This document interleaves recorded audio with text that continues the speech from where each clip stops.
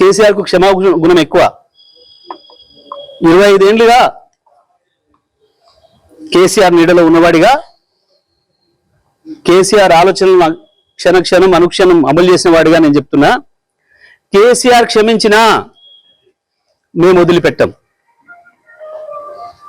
తెలంగాణ వాదులుగా మేము వదిలిపెట్టాం ఎవరిని కూడా. నేను అన్ని ఆలోచన చేసి చెప్తా ఉన్నా. సంవత్సరంన్నరగా ఓపిక పట్టినాం. ఏ పోలీసులు ఎవడు ఆపలేడు మిమ్మల్ని. తెలంగాణ పోలీసులు మాపై దాడి జరిగితే ప్రేక్షపాత్రం వహిస్తారు, ప్రేక్షకులాగా చూస్తున్నారు. మేము పిటిషన్లు ఇస్తే వాళ్ళ దగ్గర అక్రమ పిటిషన్లు తీసుకుని మాపై కేసులు పెడుతున్నారు. దీనికి ఏదో భయపడతాం అనుకుంటున్నారు. దానికి భయపడడానికి లేం. చాలా మందిని చూసి వచ్చినాం. ఇక ప్రజా కోర్టుల్లోనే శిక్షలు ఇస్తాం. పోలీసులు